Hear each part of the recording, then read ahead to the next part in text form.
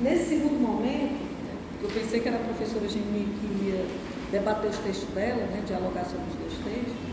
Aí eu tinha pensado esse texto aqui, até que eu coloquei os números, né? Que nós iríamos fazer uma dinâmica, em que eu ia fatiar e cada um de vocês ia falar o que entendeu do número que você pegou.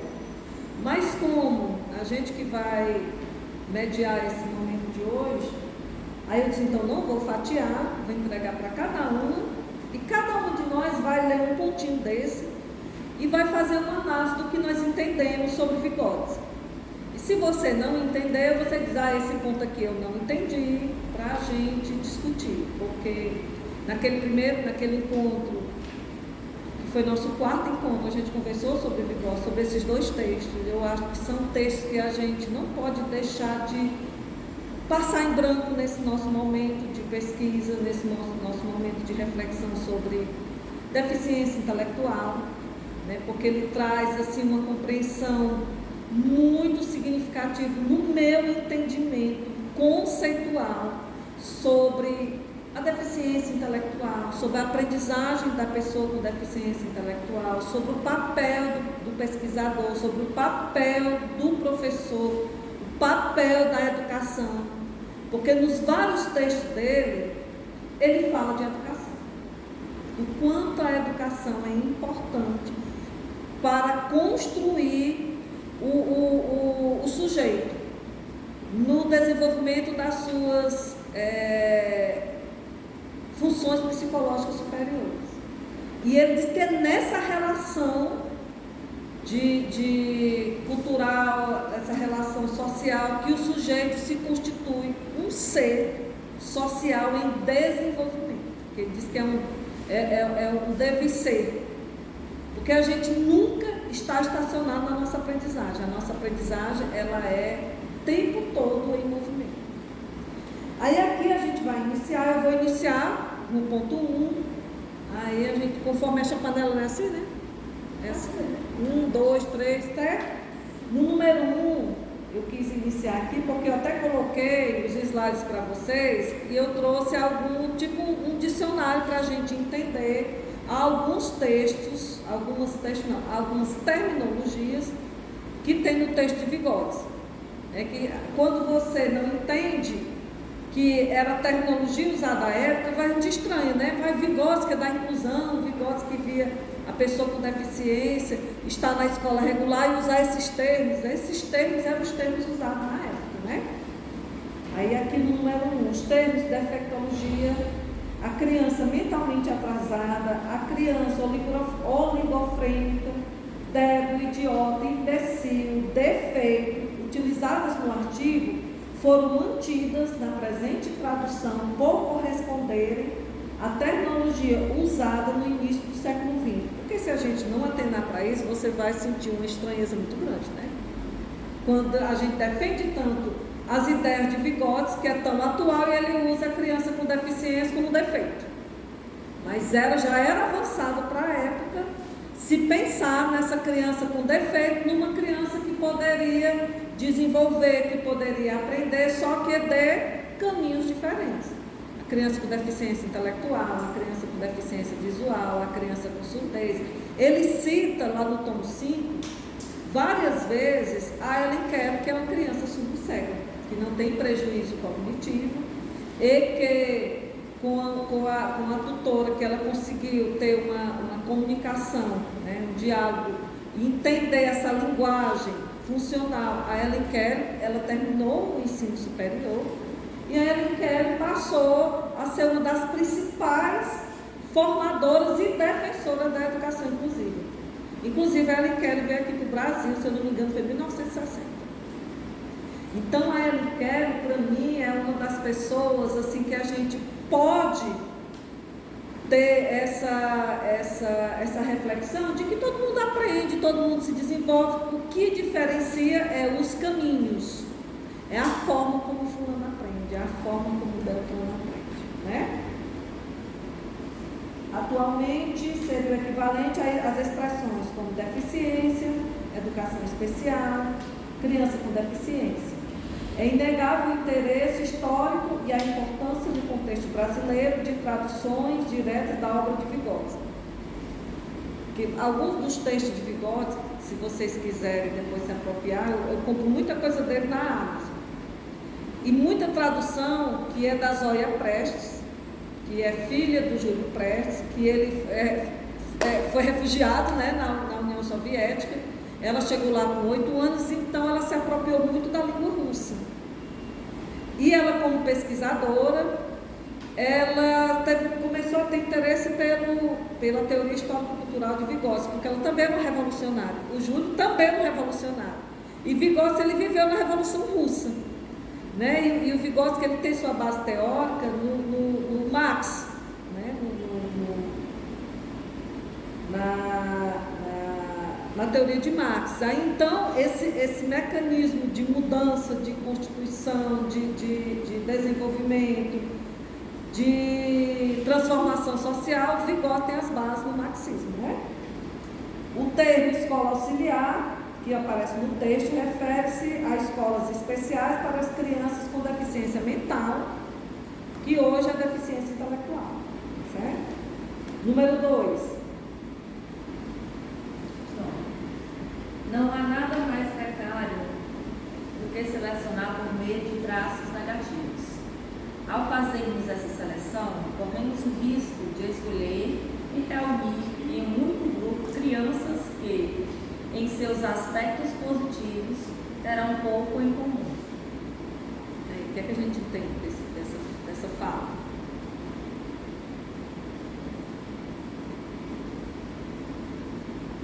Fazendo uma relação com o que a gente está fazendo nos encontros, que eu tenho aprendido, é a gente não se prender aos pontos negativos.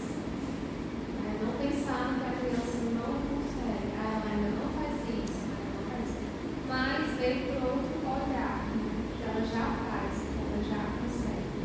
Então, quando eu fiz essa relação, mudar o nosso olhar. Relacionando também com a afetividade, a gente se relaciona pelos nossos afetos geralmente positivos, né? A gente, assim, quando a gente vai selecionar, por exemplo, grupos para as crianças aprenderem, se a gente seleciona crianças que não têm afinidades entre si, por mais que exista um mentor, por mais que exista dificuldades parecidas, se eles não têm afinidades, parece que dá tudo errado. Ou às vezes, quando eles têm afinidade demais, numa situação, por exemplo, o assunto é cartinha Pokémon. Todo mundo gosta de cartinha Pokémon e eles estão à disposição as cartinhas Pokémon. O que acontece?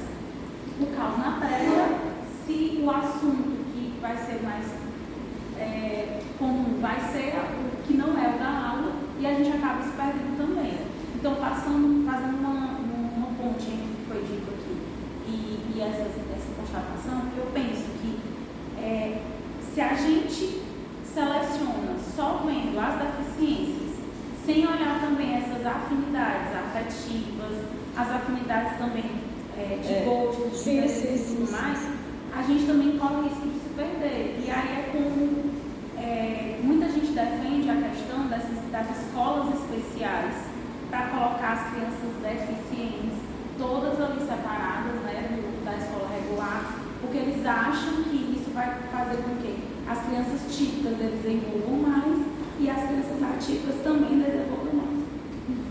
Desculpa, gente, essa semana de correções pais, aí a babada. Mas é por aí, eu acho que a gente tem que pensar sempre no caminho do meio. É importante, sim, a gente reestruturar essa ideia da recepção das crianças atípicas dentro da escola regular, porque também não pode ser feito só matricula aí e vai dar tudo certo, porque não funciona assim. Porque não adianta também você colocar uma sala com crianças com dificuldades variadas dentro de um espaço que a logística não funciona, para o professor dar conta, porque realmente todo mundo vai ser prejudicado no final das contas, mas também não adianta você segregar as pessoas, colocar elas à margem da sociedade, das escolas regulares e esperar que dê certo. Quando ele diz porque o texto que foi indicado, ele fala sobre a defectologia e o desenvolvimento, que a defectologia é o estudo da criança com deficiência, que é o estudo da criança com defeito, e o desenvolvimento da criança com deficiência intelectual. Aí tem lá os aspectos de compensação, né? Quando ele fala, não há nada mais precário do que você selecionar, estigmatizar uma criança por um estigma. Ela não aprende porque ela tem deficiência intelectual. Aí tem 2 crianças com deficiência intelectual na minha sala de aula, então não vai aprender. O que é que você está selecionando? Está selecionando pelos traços da negatividade, porque uma criança com deficiência intelectual, na sociedade que a gente vive hoje, que é uma sociedade que tem um modelo ideal de sujeito, a criança com deficiência intelectual, ela traz uma marca negativa. Se você selecionar, se ela traz essa marca negativa, ela tem uma deficiência intelectual, ela não vai aprender, ela não vai desenvolver. Então você faz o quê? Você seleciona pelo estigma do prejuízo cognitivo. Diga, Maria. Não, assim, a gente não faz esse estigma só em relação à criança, mas a gente também está falando dessa aprendizagem com o olhar da sociedade, com os padrões que a sociedade coloca. Porque, não aprendeu, mas não aprendeu o quê? O que a sociedade esperava que ela aprendesse, que a escola quer que ela aprenda, ou outros fatores que não são importantes para a escola, para os resultados da escola, para os resultados que a sociedade quer. Alguém mais? Então, terceiro. Não devemos nos apoiar naquilo que falta à criança, naquilo que ela não é, mas é preciso ter alguma noção, ainda que vaga, daquilo que ela possui, do que ela própria apresenta. Quanto a isso, a escola portuguesa faz extremamente pouco. É isso, né? Deixa eu só explicar, quando ele diz quanto a isso, a escola burguesa, ele está fazendo uma crítica à escola burguesa, que cria aquele padrão de criança, né? Porque, na verdade, a nossa escola no Brasil, a nossa educação, ela é muito mercadológica. Até a própria nossa BNCC, ela vem para quê? Para atender uma demanda de mercado de trabalho. A gente é formado, na verdade, a maioria de nós, para isso, para atender a questão de mão de obra. É fato. Então, pensando nessa perspectiva aqui, essa sociedade mesmo exclui essas pessoas porque acham que elas são incapazes mais de nós. aprender. Não, mas aí é que tá. Aqui ele fala, quanto a isso, a escola burguesa faz extremamente pouco. Mas eu dessa primeira frase aqui, porque isso aqui eu só esclareci o que era que ele se reportava lá no texto, né? Que ele traz uma crítica ferrenha, que ele traz uma mudança na sociedade, né? Que a sociedade deve compreender que todas as pessoas se desenvolvem, mas que todas as pessoas se desenvolvem por caminhos diferentes, né? Mas quando ele diz, não devemos apoiar no que falta à criança. Mas para entender isso, Fabiana, é muito importante a gente refletir por quê. Porque assim, isso ele está falando, ele já falou no 2 também. Mas quando ele fala dessa escola, a gente tem que refletir um pouco mais a fundo. Por quê que isso acontece? Por que a escola faz pouco? Sim, eu sei. A escola faz pouco porque a escola, ela não existe aí para educar a perspectiva de alma do sujeito íntegro. Ela existe aí para atender uma demanda do capitalismo. E aí qual é a demanda? A demanda é formar sujeitos que sejam mão de obra qualificada para atender às ideias do capitalismo. Nem qualificada. Por aí. O capitalismo não quer mão de obra qualificada. Ele não quer mão de obra. Não, peraí, calma. Eu estou falando qualificado no sentido de mão de obra. Mas aqui, gente, a gente vamos otimizar aqui sem ser chata, né? Otimizar aqui nosso tempo, que a gente vai finalizar hoje. Nós temos esse texto e o outro. E que aqui a gente vai voltar para o desenvolvimento da criança com deficiência intelectual, mediação pedagógica, nossas práticas pedagógicas, porque a nossa prática pedagógica é que está diretamente ligada ao desenvolvimento daquela criança. Mas não é só o professor que desenvolve a criança. Não, mas lá na sala de aula, nós professores somos os responsáveis pela gestão da aprendizagem daquele contexto. Né? Cadê o ponto 4? Não pelo estudo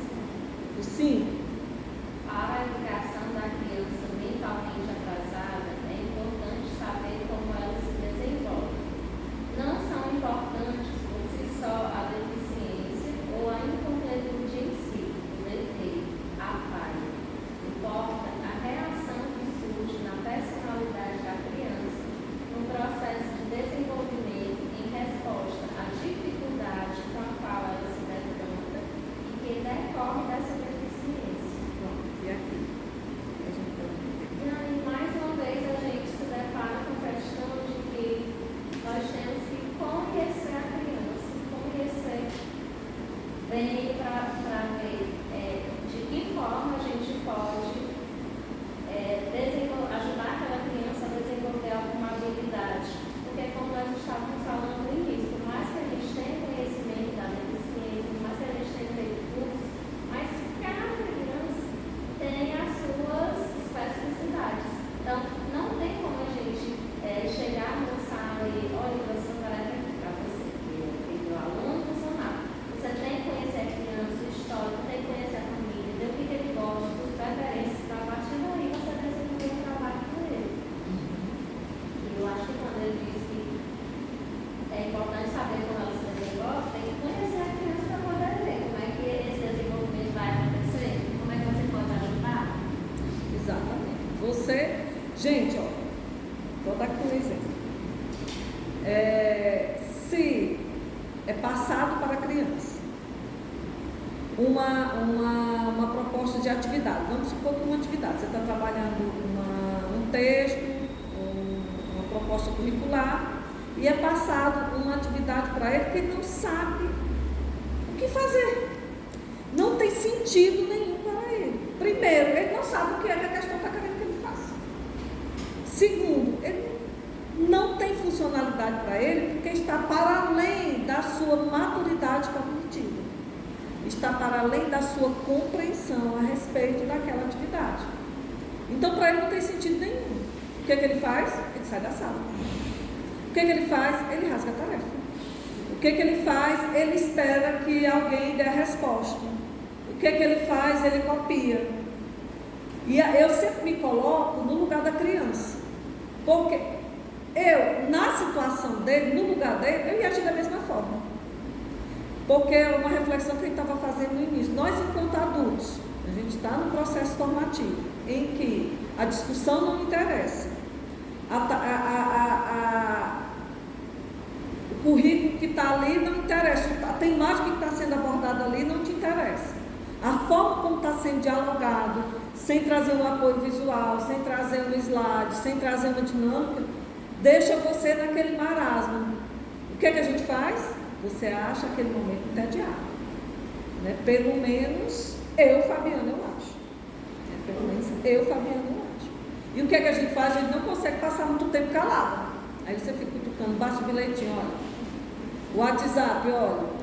Então, imagine as crianças, né?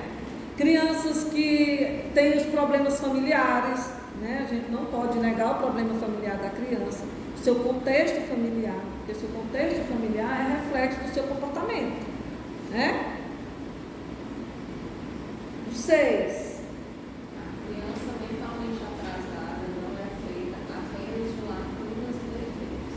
Seu organismo como um todo se reconstrói. Toda a personalidade equilibra-se, é compensada por processos de desenvolvimento infantil. Vigostes não nega as questões biológicas, mas elas podem ser superadas pelo desenvolvimento social.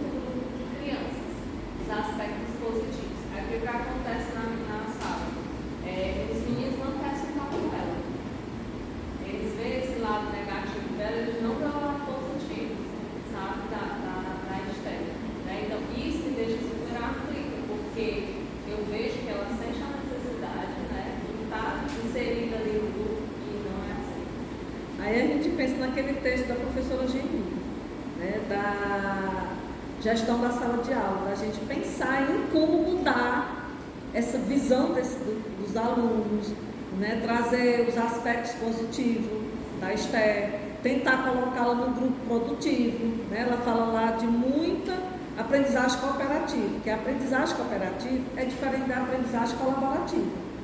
Eu tenho uma tese da colega, que eu acho linda a tese, que é sobre aprendizagem cooperativa, que são os grupos cooperativos em que tem uma criança com deficiência e 2 outras crianças sem deficiência.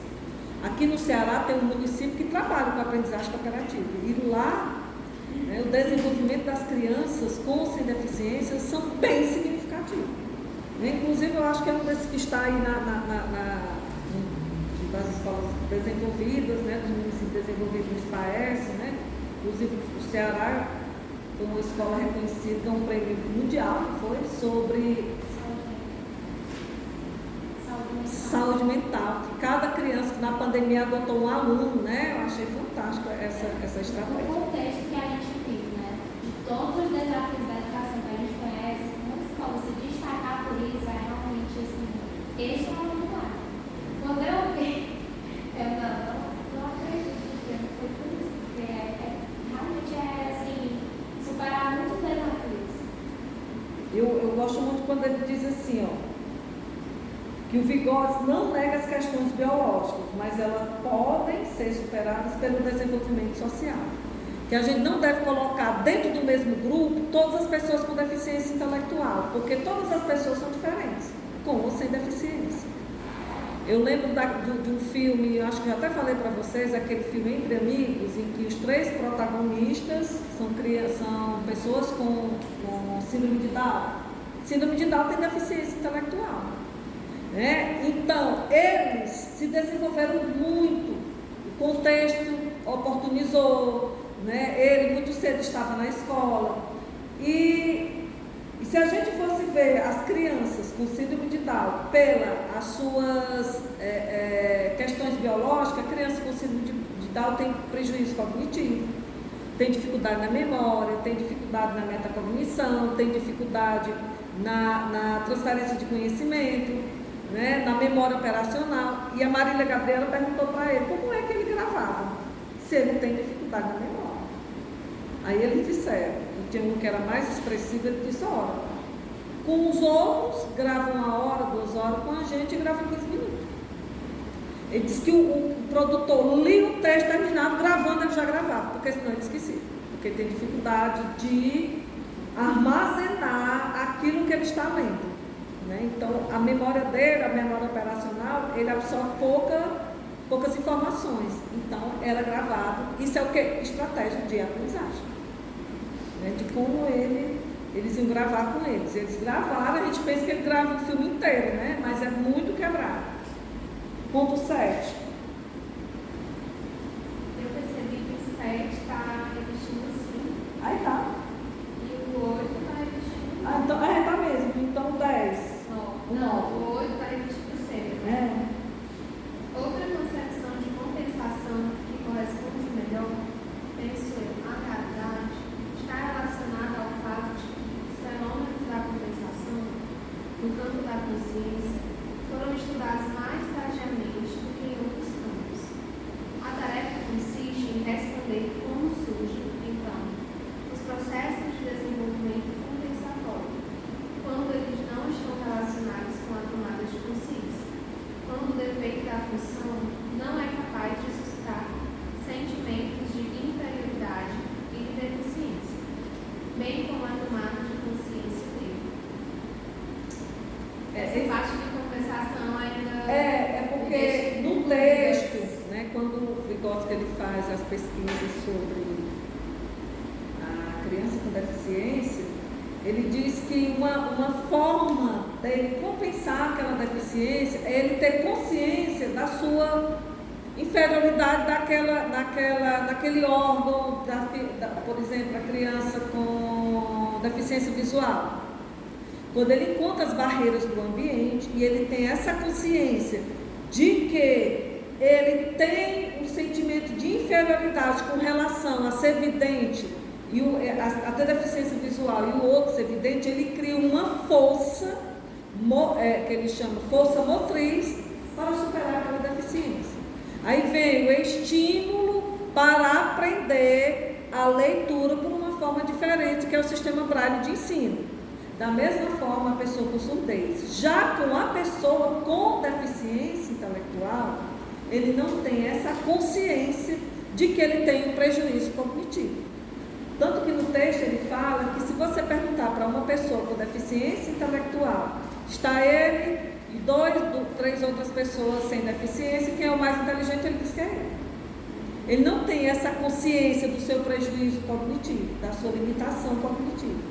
Aí vem o questionamento. E aí, se ele não tem essa consciência, como é que ele vai desenvolver essa força motriz para o desenvolvimento? Aí vem o contexto social.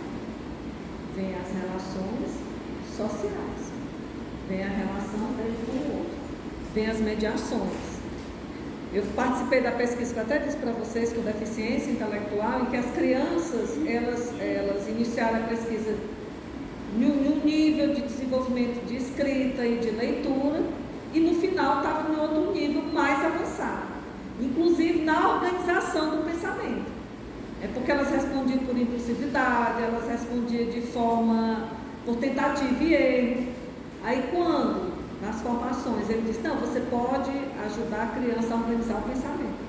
Que antes dela responder, vamos pensar sobre a atividade. Se ela não consegue entender a atividade, então vamos dar recursos para que ela entenda o que é que está sendo trabalhado ali, o que está sendo trabalhado nesse texto.